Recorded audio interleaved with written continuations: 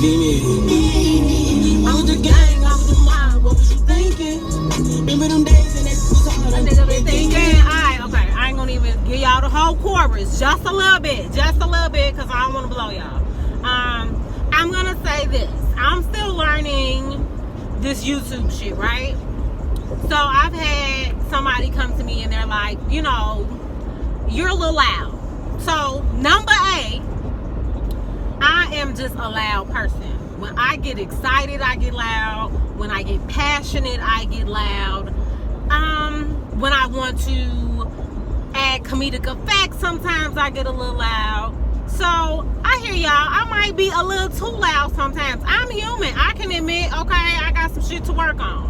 So now that I know that, I'm gonna try to pull it back just a little bit, because I don't need y'all, when I blow up, I don't need y'all doing me how y'all do B. Simone. And every time I see her online, it's somebody talking shit about how loud she is. I don't want y'all to be like that with me at all. So I'm gonna try to keep it cute, a little reserved. You know, I might have to whisper, because that's the thing. Sometimes I'm either all the way up here or I'm all the way down here.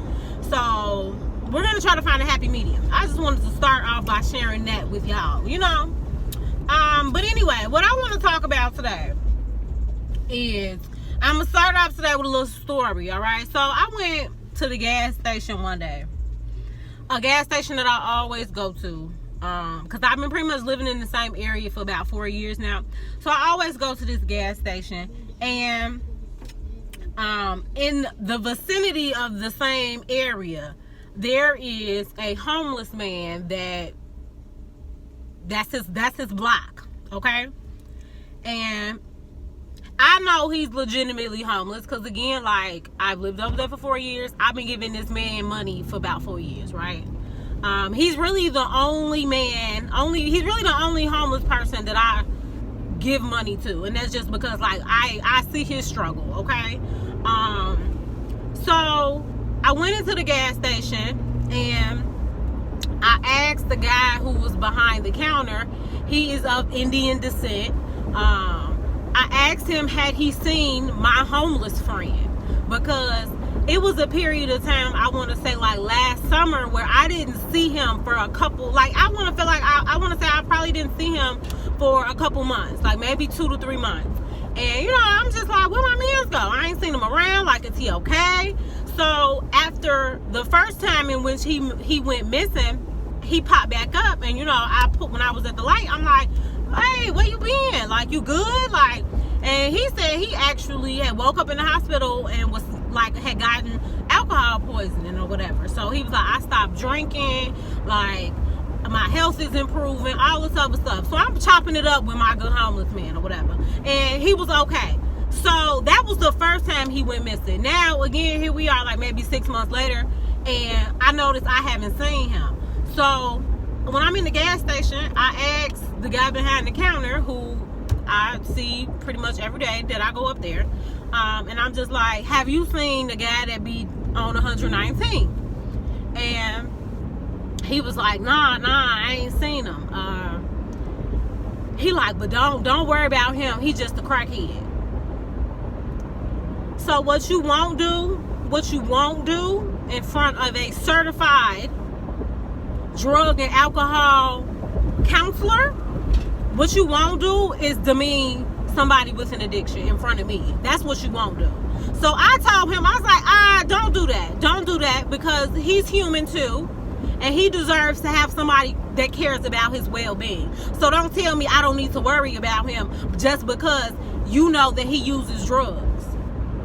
So it inspired me to really like talk about this idea that like people really dehumanize people who have addictions. And I really want us to do a better job as a community of removing the stigma associated with addiction.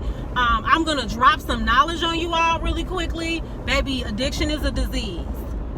And just because like mental illness, you can't see it, or you feel like somebody is choosing, does not make it any less of a disease. Does not make it non-comparable to cancer or any other medical illness, because you can see the effects of cancer and you can see the other physiological effects of any medical condition. Y'all don't judge those. But the moment somebody is an addict, now you want to pull out your judging ass and talk about that person, when baby, addiction is nothing but a chemical dependency. It's a dependency, a physiological one. So let me just start there. I don't even really like the word crackhead. I'm not going to sit here and lie and say I haven't used it. But another reason why people need to stop being so quick to judge, especially black people, because I'm going to touch on these foreigners in a minute. But right now I'm going to talk to black people. One of the main reasons that, especially millennials, people in general, you know why? Because I guarantee you, that crack epidemic, it hit a little bit of everybody. So some of y'all parents might have a history they ain't talking to y'all about. You know, some of y'all uncles, because that's everybody, that's the joke, right? Everybody got a crackhead uncle or aunt or some shit like that. That shit not funny. It's not funny. But what I think that does show is how close to home addiction actually is. And I think the fact that the community has made it like something to kiki about. Like, it's tons of jokes about crackheads, and I'm not gonna say that I haven't laughed at some of them, because some of them are true, especially the ones that say, look, do little kids dance like crackheads, or do crackheads dance like little kids? That shit was funny. However, I just can't stand and listen to nobody, again, degrade somebody who has an addiction, because essentially, and on top of the fact that, like, when you're homeless, yes, you're going to be probably more likely to have an addiction, because what else is there to do? How else are you supposed to cope with the fact that you don't have shit in life besides using? So no, I'm not surprised that, because it's been times before where I've seen him with, like, maybe, I think he might have been like a beer or something. I saw him in the local jewel buying him something, you know. And of course, people look at that and they're like, this is what I'm giving you my money to do. But that's the thing. When you give to people, you don't get to dictate what they do with that money. You don't. I'm sorry, you don't. Like, if that man wants to prioritize drinking over eating, that is his prerogative. Either you're going to give to him or you're not. And a lot of people are one missed paycheck from being homeless. So I just want to encourage everybody to just not be so damn judgmental, and to not be sitting up here and kikiing with these foreigners, because that's the thing. Like, it's a couple gas stations around my house that are not owned by black people, and they be in there laughing with them up. You know, everybody be in there laughing with them, talking with them and shit like that. But don't be sitting here and you kikiing with these motherfuckers, but you sitting around and you letting them degrade the people in your community, because you live there. I said this homeless man has more rights to this area than you do. Okay, you're not even from around here. So, and you don't even, that be the gag. Like, they don't even live in the same communities. Like, I guarantee that he don't live over there. He lives somewhere else, some distance, and he travels there, just as a lot of them do. So you gonna talk down on this man, and this man come and spend his last few dollars, the little change he does make, in your motherfucking establishment. Like, how dare you? How dare you? I just thought that was absolutely ridiculous. And like, they don't respect us. They really don't. So I want y'all to really pay attention. Like, don't let nobody sit here who's not black, who's not from your community, talk down or degrade the people that are over there, even if they are homeless or drug addicts. Okay, that does not make it anymore. And I stopped him again when he said that. I was like, don't do that, because that's still a person. That's somebody's. I was getting ready to say something that I'm trying to get out of the habit of doing. We tend to say, like, that's somebody's daughter, somebody's son. Like, we say that to give, like, their living and their presence more meaning, when the fact that they just exist, that's enough meaning. So, like, we don't have to bring in their relations to other people to prove that they are they're somebody. So that's something I'm trying to work on. I encourage everybody else to do the same. That's somebody's daughter, that's somebody's mother. Like, no, that's a person. It's a human, and they deserve respect. And I ain't gonna say nothing, but y'all know I am. Some of y'all friends, shit, some of y'all, you watching this, the shoe fit, put that motherfucker on and lace it up. Some of y'all people is a pill, a blunt away from being a crackhead. They may not be doing crack, but the way people are using now, y'all think that shit not gonna catch up to y'all? The way people are drinking now, oh, alcohol is the worst. Because baby, let me tell you something. Not where I work now, but where I used to work, I worked with all addictions. I worked with just people who have addictions. And a lot of my clientele was older. I'm talking 40s, 50s. We even had some geriatrics, some elderly people in there. And when I would sit down and do their assessments, you want to know when they told me they start using, or when their drinking got serious, or when their drug problems got serious? Baby, it's usually somewhere in between their 20s and their 30s. The bracket that a lot of us, because this is a channel for millennials, that a lot of us millennials are in right now. So again, don't think that you can continue to use something, and that's, I'm talking about alcohol too, because alcohol is a drug.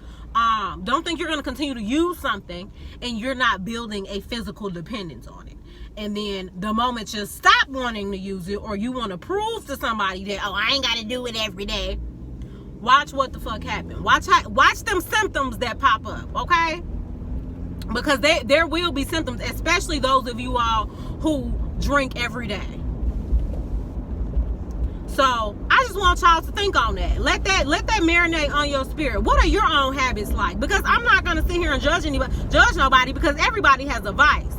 But don't you sit around here and try to kiki and degrade somebody that you consider to be a crackhead, when you might be in that boat 10, 20 years from now, you know what I mean? And even if you're not homeless, that doesn't mean that you're not gonna look up and be spending your last to use, or to go buy something because you feel like you need to. Everybody gives themselves an excuse to go do what they need to do. Oh, I had a good day, let me go have a drink. Oh, I had a bad day, let me go have a drink. Like, y'all, people don't realize we make excuses for our vices. We do. We make justifications for them. A lot of people are in denial about them. And if we lift that stigma and we make these conversations more speakable, and people to be able to express like these concerns or these things that they see, instead of everybody shaming, because that's the issue. People are shaming these folks and nobody wants to be honest. So everybody denies. That's why addicts lie. That's why they hide, they isolate, they use alone, because they feel like they're going to be judged, or people are going to again, they're going to bring up that stigma associated with being an addict. I feel like if you are somebody who was in recovery, or somebody that has managed to remain abstinent, you should be proud. But we don't make it in our society for people to be proud of shit like that, for people to want to share that. It's so many people probably in your life that are in recovery and you do not know, because of the stigma associated with being a drug addict, even if you haven't used in years. Something that should be celebrated. People feel like they have to hide. Something that people have overcome, they feel like they gotta hide because of the stigma that everybody else has, because everybody's so damn judgmental. And something else that I want to just go ahead and mention real quick. The reason why I just feel like black people, sometimes we really be our own worst enemy. So at that same job I told y'all about that I used to work at, one of the case managers that worked there, she was in recovery. She wasn't like it was a well-known thing. She was in recovery. So one day I came in to take over a shift from her, and she getting her shit together, and she like, I can't find my phone. So she looking all around the unit. She looking. Then she starts getting agitated when she couldn't find the phone. And then when I kid you not, this lady turned around and said, as somebody in recovery, one of them stole my phone. This that crackhead shit. This some crackhead shit. And my eyes got so big, because I could not believe that she was literally there, the pot calling the kettle black.